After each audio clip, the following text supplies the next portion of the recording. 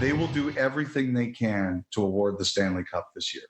The NHL hoping that a team will hoist Lord Stanley this season, a season that has been on pause for almost 2 months as the world tries to flatten the curve of COVID-19. Today, NHL Commissioner Gary Bettman had a private meeting to discuss which North American cities could potentially work as hub cities as the NHL's return gets more complicated by the day. The Canadian teams that I know of that have applied are Toronto, Edmonton, and Vancouver.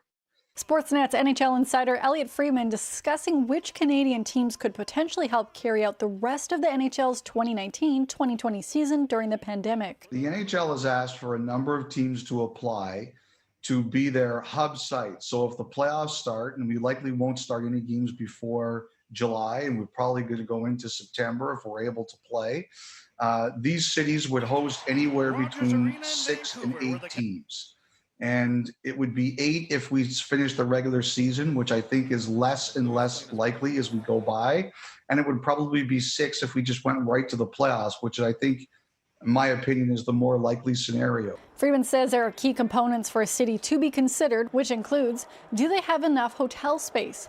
Do they have a modern rink with lots of dressing rooms? How close is their arena to practice rinks?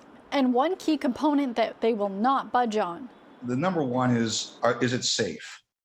Is it safe to go to that city? Now, Vancouver's been pretty good with cases. Edmonton's been pretty good with cases. Toronto's obviously had a few more, but as we're seeing, we're starting to flatten the curve a little bit, although this disease, as we know, is unpredictable. With such an unpredictable virus and so many unknowns, there are many health concerns over the league potentially returning.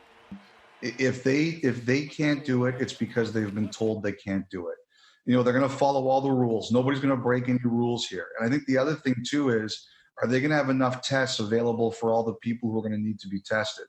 Yes, there are many loopholes from border issues to flights, but there is one major benefit for the NHL to use Canadian cities as their hubs. The other thing, too, Lindsay, why Canadian teams or Canadian cities are going to be considered is the Canadian dollar is at 70 cents, which is bad for you and me if we're buying online or going shopping in the States. But it's good in the league where the costs are in U.S. dollars. Well, it would be pretty good to have some hockey back. Fans don't get too excited because these games would most likely be played without any fans.